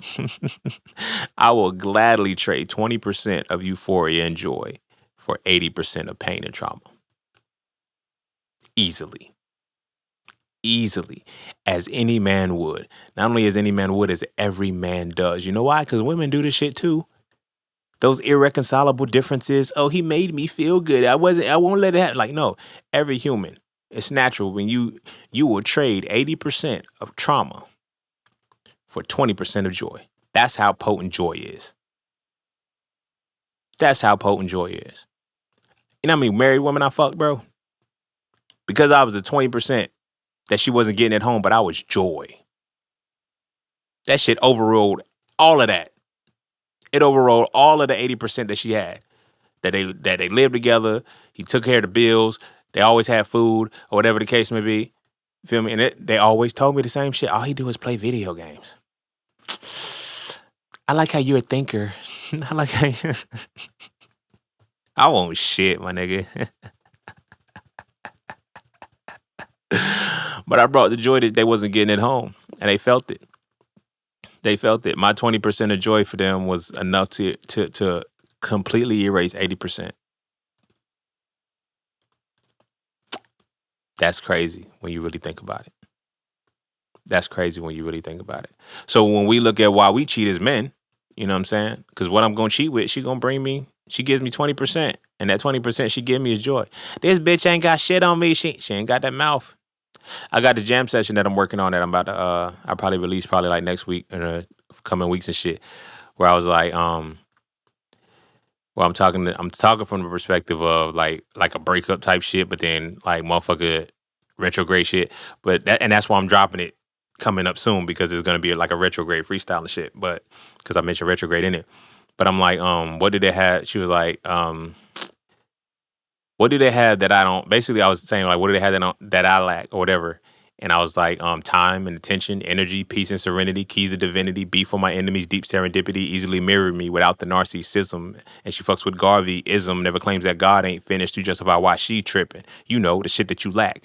And I said that because it's like, when we look at how often the euphoria is easily to be traded, it's like, It weighed a lot. That weighed a lot. Like, you feel what I'm saying? I get your joy. Like, something that I've done is like, when I was dealing with women and shit, it's like, when they show me what brings them joy, I learn it. Like, people be thinking like, yo, why are you so well versed and shit? Because I really like women. I really like women, and a lot of shit that I've learned because a woman introduced it to me in some way, shape, or form. For the most part, some of the shit I'm just inquisitive as fuck. But some of the shit like astrology, you ain't gonna know more than me. I want to be able to engage with it. Like if this brings you joy, I want to know about it. Then I learn the shit. I learned to the capacity that they may learn it and learn it beyond them, and now they don't want to fuck. Mm. Like nah, that's I'm not. I don't know about that. I don't like. Why are you mad that I stepped into your world? This brings you joy, my nigga. So I'm gonna fuck with you in this space. You feel me? Oh, you didn't want me in this space. Because again, it goes back to the hierarchy. You wanted to have dominion over this shit. But now that I learned it, you feel like, oh, okay. Okay. You don't really want somebody you don't really want somebody in your space to share joy with. You want to keep your joy for yourself. You stingy motherfucker. I give my joy out freely. You feel me? I like if I want you to do music with me, I would want you to do these things. I would want you to learn how to mix, master, and produce. Like when people be like, when I was talking about trading and shit, trading and investing with a woman and shit, she was like, "Oh no, that's not what I'm into. I just give you the money to do it." You can't be in my world then. This shit brings me joy. So when I'm telling you, yo, I just hit this banger today, and you're mad, like, what? What? Fuck is wrong with you, yo? You feel me? Then it's like the more things you accomplish that you build on joy with, the more things that you gain out of joy, the less things you can actually fuck with people with. Because it's like I'm gonna share this shit. Like this is what I do. This is what brings me joy. This is my fun. This is where that energy resides. And as men, they take that from us. They take that shit from us, bruh. And they don't allow us to have joy. Because when we have joy, now we start creating. Now when we create, we just change problems. And now we can get out of certain shit. Like, nah, I want you to be traumatized so you never leave the situation that you're in. Because when you actually operate under euphoria, you don't stay where there's no joy, bro. As the phrase goes, it says, don't be long where you don't belong. You feel me? How do you know that you've been there too long if you don't know what euphoria feels like? Because you're so busy enduring pain. You'll endure discomfort before you embrace that this ain't comfortable. You feel me? That shit different. Like, as men, a lot of us have been in relationships far longer than we should have. Why? Because we were enduring the trauma and enduring the discomfort as opposed to embracing, like, there's no joy in here. Because if you truly embrace joy, you realize when this joy's gone, so the fuck am I. So the fuck am I. You know what I'm saying? But you got to have that connection with euphoria first before that ever happens, bro. You got to be able to be euphoric. You got to be able to have those moments and have that energy where you can know what joy looks like, to know when there is no more joy and it's time to go. There's no brownie points. There's no kudos. There's no applause for enduring pain, my nigga. The only motherfuckers who congratulate you for enduring pain are the ones who are inflicting the shit. You feel me?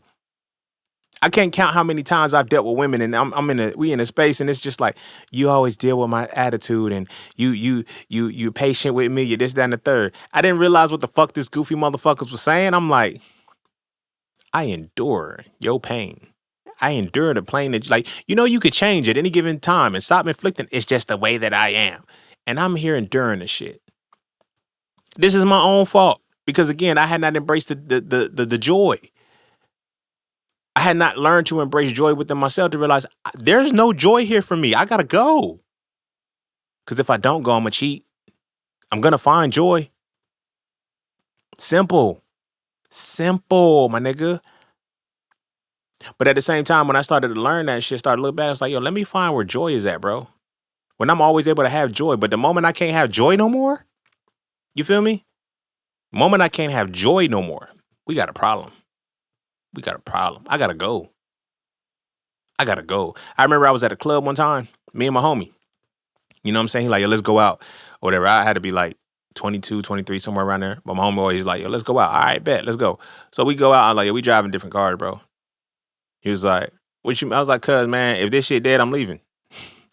Nah, man, just going. So we get to the club and shit. So when we at the club, you know what I'm saying? I'm like, all right, bro, it's dead. I'm out. Nah, bro, it ain't even picked up yet. Nah, it's picked up. It's done what it's gonna do for me, nigga. It gotta be popping when I get in this motherfucker. If not, I'm out. So then I left. He like, yo, bro, where you at? I said, I'm gone, bro. I said, I told you it was dead. I didn't even realize it. I'm learning how to put shit to it now. It's like there's moments I had glimpses of those moments. Now I know how to tap into the shit at will now. But it's like if there's no joy, I'm out. If it ain't no joy, I'm out, bro. Fuck the bullshit. Fuck the bullshit. If it ain't no joy, I'm out. Now this is how I look at it. When people say, "How do you know?" Like that. There's the panel show where the motherfuckers like, yo, how they're asking questions about how do you know when a relationship is dead? How do you know if you should still fight? My thing is simple. I've reached a point with analysis and deconstruction now where I can see the simplest of shit. And I can create a grand philosophy off the simplest of shit that covers all bases. You feel me? How do you know when a relationship is over? If it ain't no joy. Simple. If it ain't no joy. If there's no joy for me here. Like if everything that I'm doing gives you joy, you keep trying to extend the shit. It's like, there's no joy. I don't benefit from this. Benefit is not always about, okay, you fucking me good, you sucking me good and all of this shit. Like, no, there's no joy. There's no joy. When you come around, if I want to leave, when you come around, if I got to prepare to tolerate you and shit, there's no joy, nigga. I'm out. I'm out. And I've gotten so good with the shit now. It's like I lead with joy now. I lead with joy. So now it's like that energy is invigorating. It's exciting. Like women be thinking, it's like, no, this ain't a play. I'm a joyous motherfucker. You have no joy. You're looking to siphon off of my joy for you to hide your pain. That's why I dealt with so many women who were rebounds. You know, they rebound and they just got. How long you been single? About 2 months. How long was y'all in a relationship? 3. Oh no, nigga, you been single for 2 months. Y'all was in a relationship for 3 years. Fuck you. You're not taking my joy. You're not taking my joy. But it's good that it's like that because now I'm like. Now I can flip it and look at it and approach the situation differently. I can go in with my joy, and it's like when my joy starts to be undermined, or I start to deplete it, and I start losing my joy. This ain't gonna work. And I'll tell you straight up, like this isn't gonna work. What do I need? No, there's nothing you can do. I have no joy with you. But I feel good around you, and you make me feel exactly. How is it that your joy stays intact but mine doesn't? Why is my joy not a problem, not a factor? Why am I losing my joy fucking with you? But it goes into, and I'm gonna say this, I'm gonna start trying to wrap it up.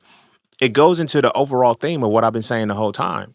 It's like, how is the joy if I don't internalize and spend time with myself enough to even know what joy looks like for me, I'll just be enduring pain the rest of my life. Not only will I be enduring my pain, I will gravitate towards pain that I can endure. The fuck kind of shit is that, bro?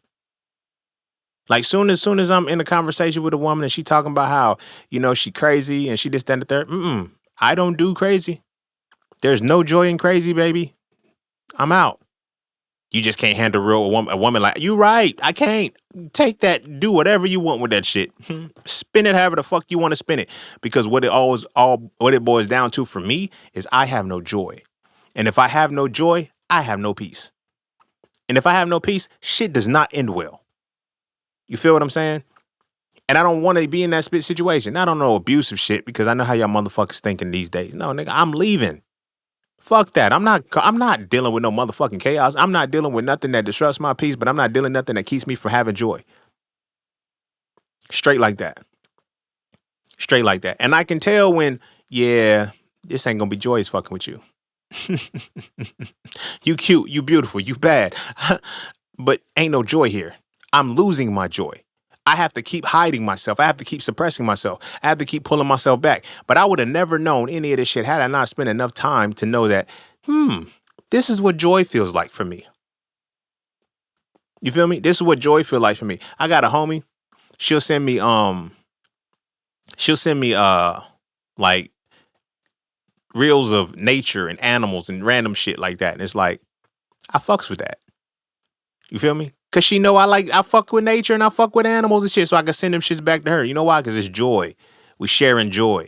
I don't have to worry about it saying, oh, here this nigga go with these motherfucking like. I don't have to worry about that shit. Every woman that I involve myself with, every woman that I'm in a space now where I'm fucking with, court and doing whatever the fuck we like,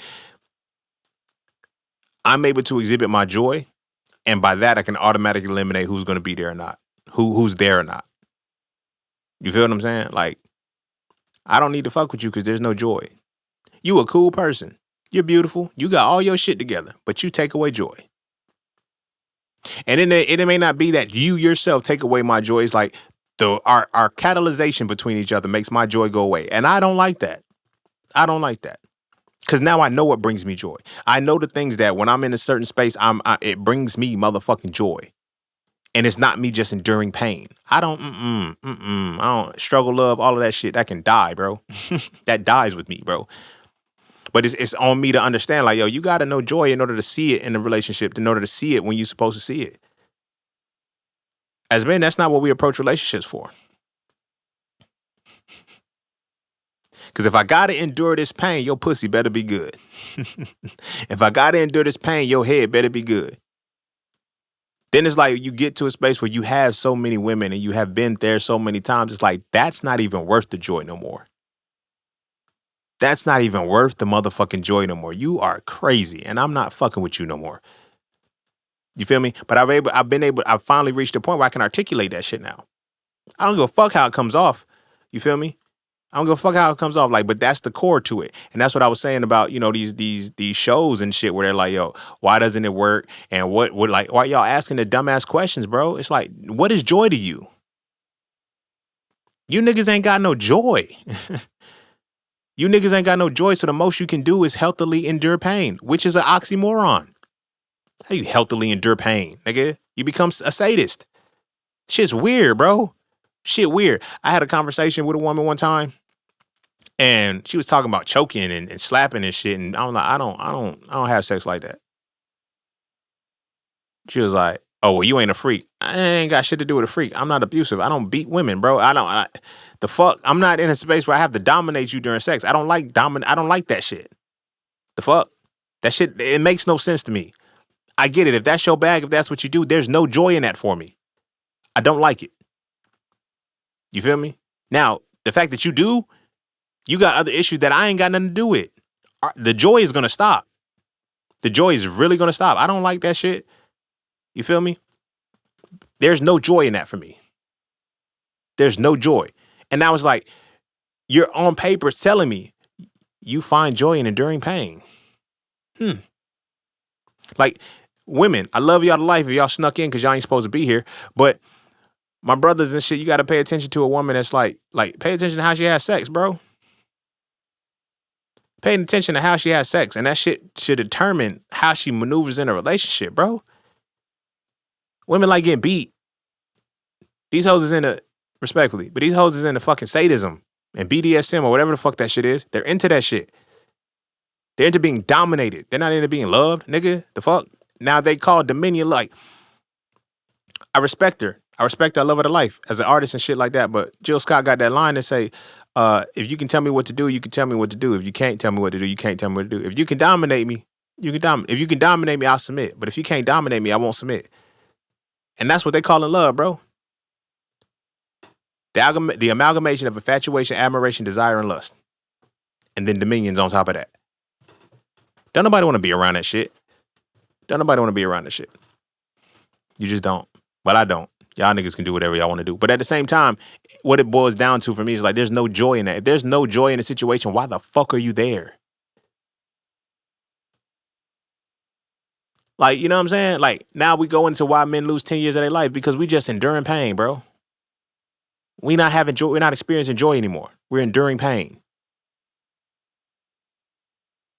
We've gotten so accustomed to enduring pain that we think that shit is normal and natural, nigga, and it's not. It's fucking not.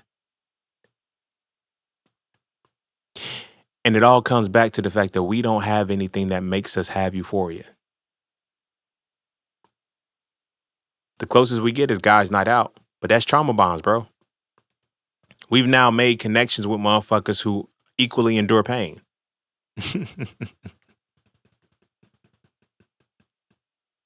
Not many niggas have joy, bro.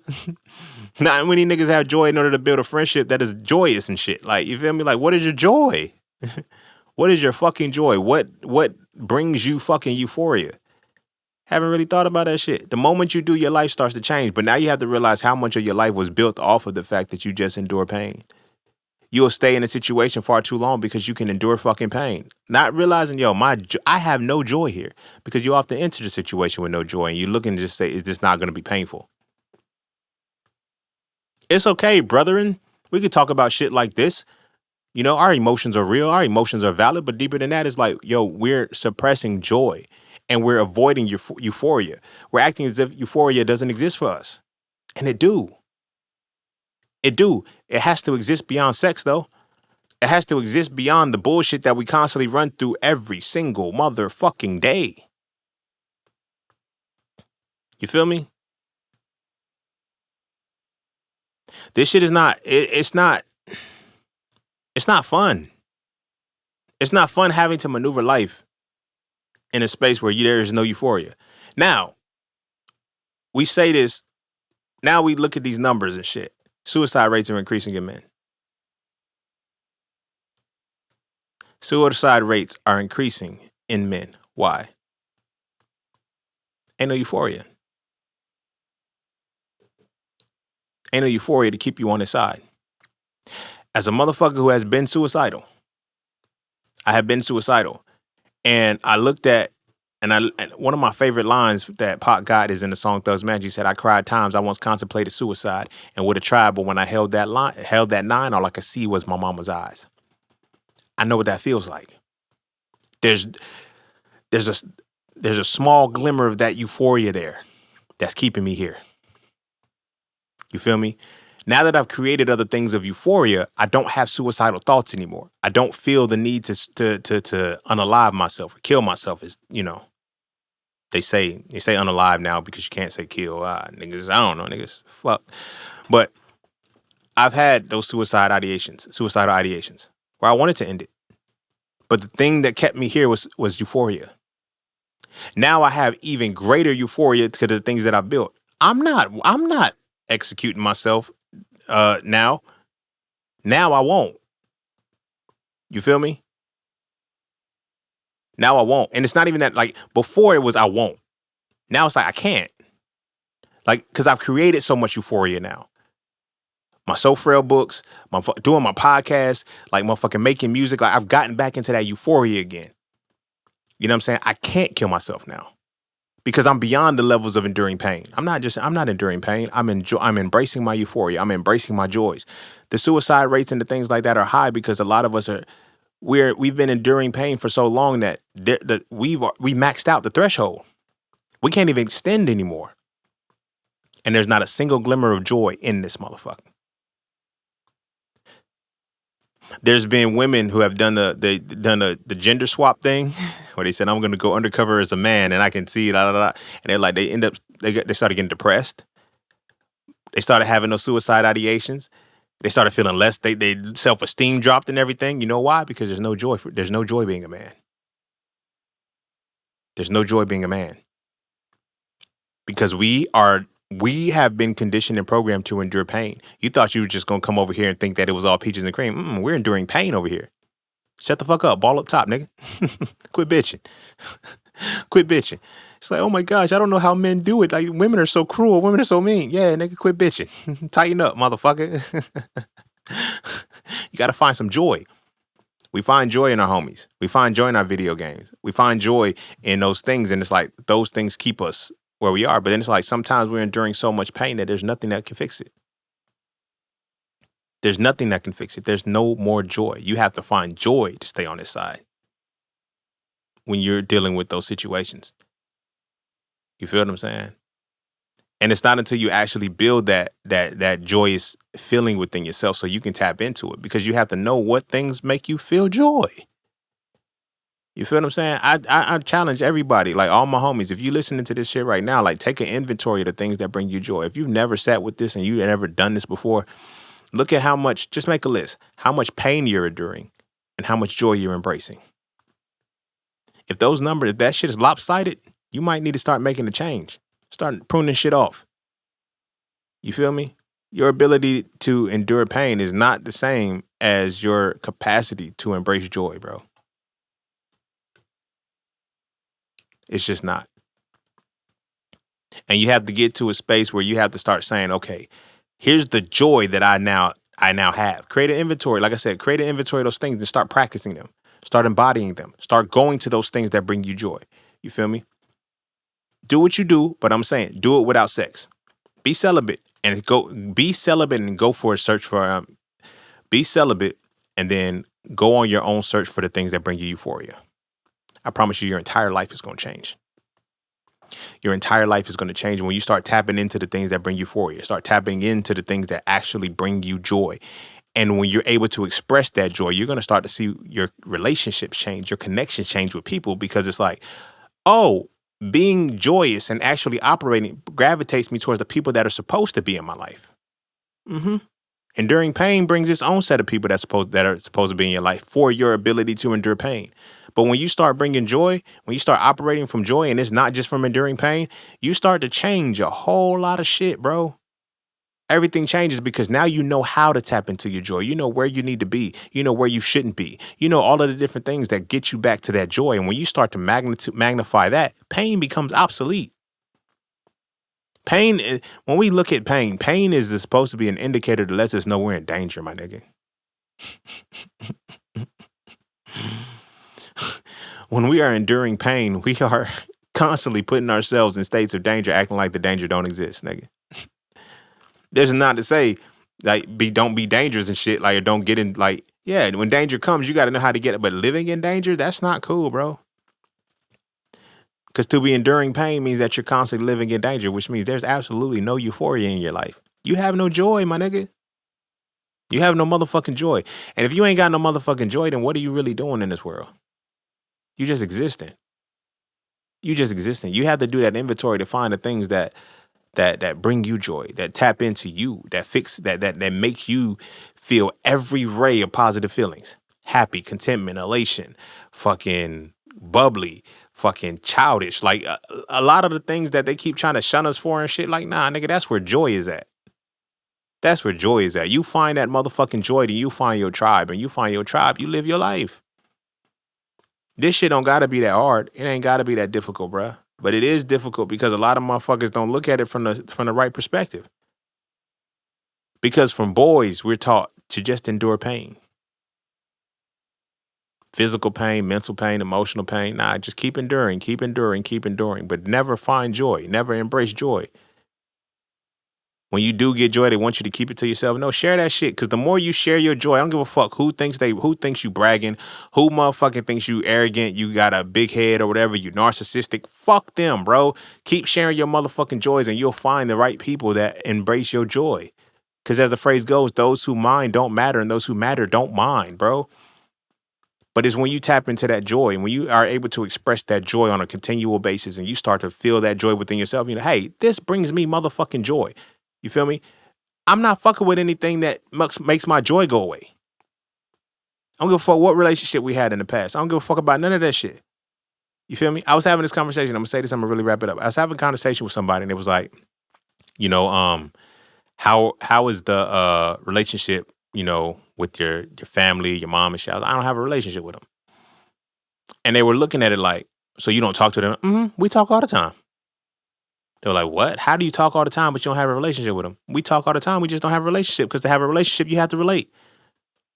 The joy that I have as an entrepreneur, the joy that I have as an author, the joy that I have as a podcaster, the joy that I have as a musician, the joy that I have as a day trader and investor, the joy that I have from that, I can't share that with them.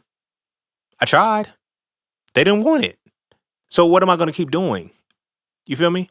Now, when we talk, it's like, okay, so how do y'all talk if y'all don't have a relationship? Because I am able to embrace their joy. I am able to embrace their joy. I can talk to them about the shit that brings them joy. You feel what I'm saying? For the most part, it's just not able to be given back. The reason why I can embrace their joys is because I'm the baby. You feel me? I'm the youngest. Like I can sit. I've lived in their shadows long enough to be able to see the joy in their joy. You feel me? But because of that, the hierarchy and shit, they can't see my joys because my joys are insignificant to them because I am the baby. You feel what I'm saying?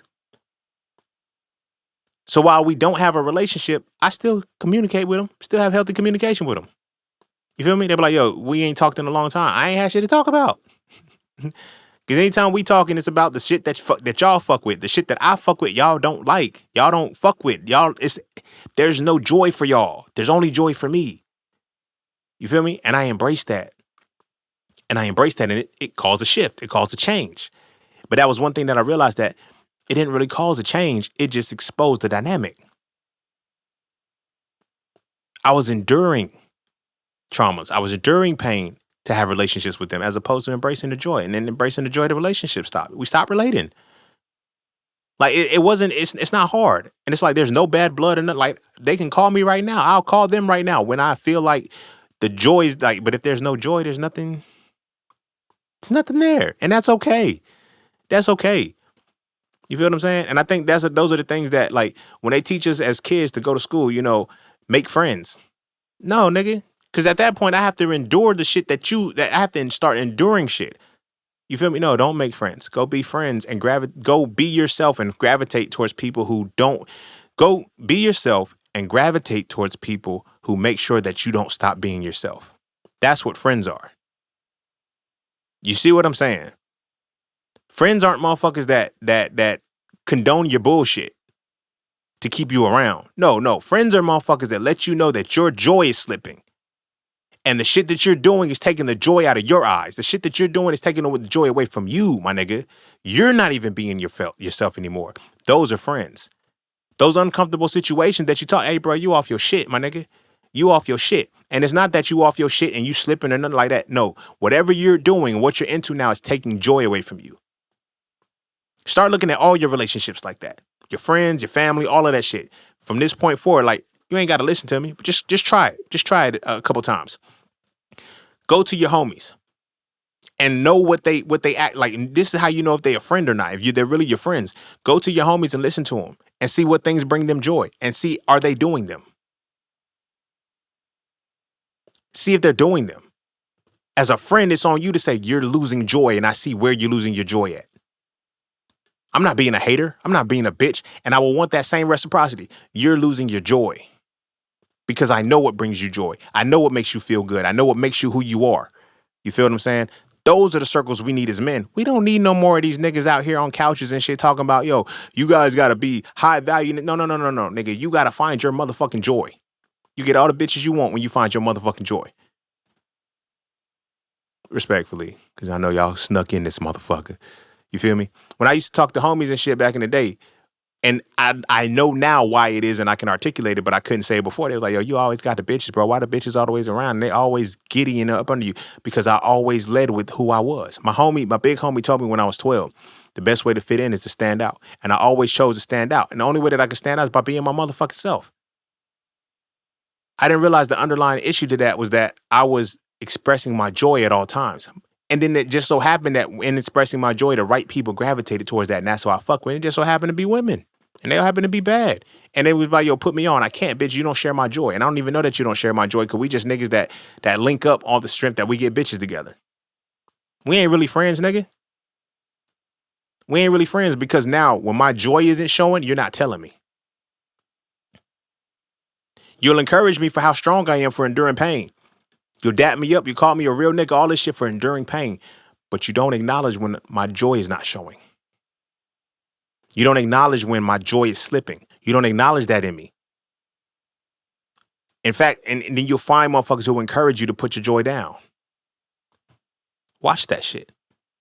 And it's not like they're bad people. This is the societal programming. It's like, make sure niggas kill their joy. No, that's what a motherfucking friend is. A friend is a motherfucker who's going to tell you, hey, yo, you're not as joyous as you used to be. You ain't got that spark in your eye no more. I notice you ain't been writing. I notice you ain't been doing this. Like, what the fuck have you been doing? I got homies right now that'll hit me up and sit and be like, yo, when's the next Paula Cafe flow dropping? Those are friends. Those are friends. I got motherfuckers who be like, yo, you ain't, when I go on my season breaks for the podcast, I got motherfuckers that hit me up. Yo, when the podcast coming back? Yo, you good? You feel me? It's little nuances like that. The motherfuckers was like, yo, we don't see your joy, bitch. Where the fuck you at? They ain't calling me a bitch. You know what I'm saying? But y'all know what I mean. They just like, motherfucker, we don't see your joy, yo. Where are you? Where are you? Count on your hands how many friends you have like that. How many people you have like that that they don't necessarily have to hit you up with these words. We don't see your joy. But they're gonna check on you. I know I don't see your joy showing, bro. Cause to the core, that's what it is. I don't see. Now, how many friends do you have in that same space where you hitting up, you calling them and shit, be like, yo, I don't see your joy, yo, where you at? I don't see your joy. Where are you? Like, what's going on? Are you good? Everything straight? What's up? How you living? You feel me? That's what it is, bro. If your joy cannot be on display, you feel me? I've created, like, I got two close friends that we've developed friendships with, and I can admit I'm not a good friend. I'm not a good friend in this regard. And I'm not a good friend in this regard because it's like I don't check on them as often as I should. And I don't check on them as often as I should simply because I see their joy all the time. It's backwards for me a little bit because it's like I see their joy all the time. So it's like they're good. You feel me? Now, when I haven't seen their joy, and I'm articulating this now, but this is something like when I haven't seen their joy, then I hit, hey, yo, you straight? I ain't heard, like, just want to check in on you. Everything good? You feel what I'm saying? But we became friends and the foundation was established when I created my first thing of joy. Like they are in my space because of So Frail on some other shit. Like it's deep. It's deeper than that, but it's like that was something that brought me joy. And when I'm not in my joy, it's like they know. They know. They like, yo, bro, your joy ain't showing. Again, they're not necessarily saying those words, your joy ain't showing, but they're letting me know. You feel me? Ain't no joy. I'm not seeing your joy and shit. Like, what's going on? Like, you straight? You feel me? When I had my old page, when I would take days off for like a couple days or whatever the case may be, the weeks and shit, I will always know who sees my joy. There's motherfuckers that come up, yo, you straight? I ain't seen you posting in a long time. But then there's other motherfuckers who have just sent nothing but reels and shit. What are your thoughts on this shit? Bitch, you like that I endure pain. You don't give a fuck about my joy. All that shit changed, bro. All that shit changes within me. All that shit has changed within me. And I ain't on that type time no more. Now I understand how to see a motherfucker. Like, if my joy and my euphoria cannot have a safe space where it can be free, I can't fuck with you. It's that simple. It's that simple. If I gotta curtail myself and if I always gotta chip away at my joy just to interact with you, we not friends for real, bro. We not friends for real. And this is why I'm saying I can admit that I'm not a good friend in that regard because I don't reach out and talk because it's like I always see their joy, bro. And I can flip it in some, and I can start, and I'm really gonna start getting into this now because I can admit that I've been doing some fucked up shit. But in addition, they respect that because they understood a part of the joy that they didn't see. It's like, yo, you scoped in something. We see what you're working with. We see what you're working on. We see what you're building in. We see what you got to keep getting through. You feel me? You start to find that shit, bro. But you got to tap into that joy. When you tap into that joy and you feel that euphoria and you start to see the things in your life that are actually bringing you joy, you learn how to move away from the things that just keep you enduring pain.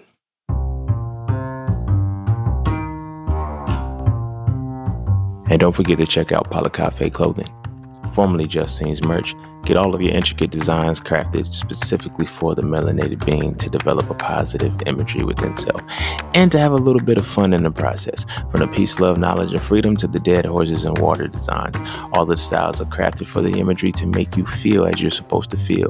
Because as I always say, the best way to fit in is to stand out. And what better way to stand out than with your exclusive styles from Cafe Clothing. All right. I'm going to go ahead and end it there. That's Euphoria. Hey, look, I ain't even going to hold you, bro. It kicked in.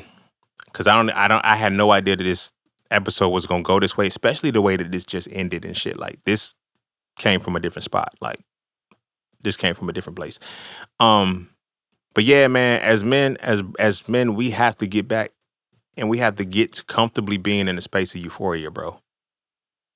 Otherwise, we're going to keep being distracted. We're going to keep being influenced and all of this other shit by things that don't even bring us euphoria for real. Things that aren't even joyous to us on some real shit. Like, that shit is, we are in such a fucked up space these days that we don't really know. You feel me? We don't really know the things that are fucking us up. You know what I'm saying? Because we're not looking at, okay, this is what brings me joy. And now let me tap into what brings me joy and then build my life around that. It's like, nah, these are the things that I can endure. This is the pain that I'm willing to endure. That's crazy, bro. That's atrocious, my nigga. Like, that's fucked up that we got to go through that as men. But again, this is the society that we choose to operate under without understanding how it's built. We don't need to move under hierarchy. We need to move in harmony. Respect the hierarchy for what it is. Master the hierarchy. Be the greatest competitor. Have the dominion and shit, but then evolve out of that and move back into harmony, bro. You feel me? Because it's like, when does it stop? There's no barometer. It's like, if I can constantly keep enduring this pain, like, nah, nigga, this is killing my joy. Fuck how much pain I can endure. This is killing my joy, bro. And when it's killing my joy, I don't have any euphoria. And if I don't have any euphoria, I'm not growing as a man. I'm not living as a man. I'm not building as a man. I'm not doing anything. I'm going to continue to be miserable. You feel me? And I can't have fun in life. I ain't going to be able to enjoy shit. It's crazy. Then I'm going to limit myself to just fucking and, whatever other addictions that I have, video games and all this other shit. I'm not going to find peace because I'm not living in euphoria. You feel me? That's why I always say, like, that first heartbreak we go through is to make us fall in love and to break us down, but it's to show us that we need to be rising in love. You fall in love when you're enduring pain. You rise in love when you're embracing joy. Because you're building off the joy that you lead with.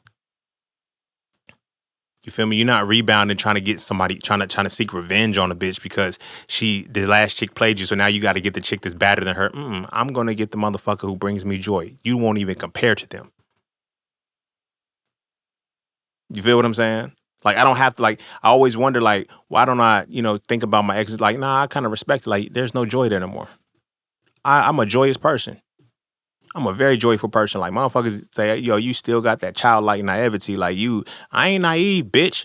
The fuck at all, nigga. The fuck. But at the same time, I do have that childlike zeal because it's like, I search life. I learned to live through life in search of euphoria. I just really put it to terms and actually started exhibiting it, like, heavily to where it's a non-negotiable within the last 10 years, practicing celibacy. You know what I'm saying? It's taking away the artificial forms of euphoria that they made me develop and start tapping back into the euphoria that was naturally myself that brings me peace. The shit that I can sit and do for hours without even thinking about the time. The shit that makes me just feel good for completing. Like, those things bring me joy. And when I start to expand my world on that, shit changes. It's why I tell motherfuckers now, it's like, I don't chase women these days, like the cheetah and shit. I ain't got to hunt. I set the web up because I know who's supposed to be in my web. This is like, you like this web? You like this web, don't you, baby? Okay, because now you can stay here. Because now, what are you here for? Does my joy stop when you enter my space? I can't fuck with you. If I'm on a hamster wheel, always trying to make sure that I'm enduring pain and, like, nah, fuck that, bro. If you take away my joy, you got to go. Straight up. And this is friend, fam, foe, and hoe. Like, if we're in a space where everything that I do is, my bad, I got a notification. But if we're in a space where everything that I do is taking me off my pivot, is keeping me from being who I need to be, is stealing my joy, I gotta let you go. I gotta let you the fuck go. And like I said, I was dealing with a woman one time, in most recent times, where it was just like, yo, I brought you joy, but you wouldn't let mine flow. And I didn't realize what I was doing. I didn't realize why I was just willing to endure pain with her. Like, that's crazy. It's like, you don't bring me no joy. And you make sure my joy dies. Like, the fuck, I am miserable with you and don't even know it. But my misery is just me enduring my pain. Oh, that's what men's supposed to do. Nigga, no. No human is supposed to just endure pain for the sake of love, because that ain't love, nigga. That real love is going to make sure my euphoria don't die. You feel what I'm saying? If you jealous of what brings me joy, if you become envious of that shit, I can't fuck with you. If I start to explain shit to you and then you get into a competition with me, I can't fuck with you. Because you don't want my joy. You just want me to endure pain. And if you want me to endure pain without exhibiting my joy, then you're going to be the person that's inflicting that over time. Because if you are making sure that my joy doesn't shine and I don't, and my joy, like, you're inflicting pain on me at that point. And we can't do that. Like, as men, it's time to put our fucking foot down. It's like, say that shit. But we're not articulating it. We're just saying like, be my peace. Nigga, what does that mean? What does peace look like to you? The ability to allow my euphoria to run and be as free as it needs to be. But you got to know what brings you euphoria, bro. You got to know what makes you have joy. If you don't know these things, bro, it's gonna do you no good. You're gonna continue to run through, and this is why they're like, yo, motherfuckers be empty when they get rich and shit and all like that, because they think the money's gonna buy happiness. No, the money can buy happiness if you put the money into what brings you joy. But motherfuckers is putting money into what allows them to endure pain better. That's why niggas be like, yo, after you put in all of that work, you go back to the women, you go back to feed the women that wouldn't starve with you. Because it's about enduring pain again. It was never about joy, because I didn't build none of this shit off of joy. I built this shit off my ability to endure pain. So I'm gonna go and continue to fuck with the shit that takes away my joy, because I don't even know what the fuck my joy is. But when I find my joy, I find myself. When I find myself, I find my reflections. And that's it. It gets as simple as that. And I think I can go ahead and end on that note. Go kiss your babies. Make sure they eat their vegetables. And our sons, yo, our sons are built, they're fucking live wires full of joy, bro.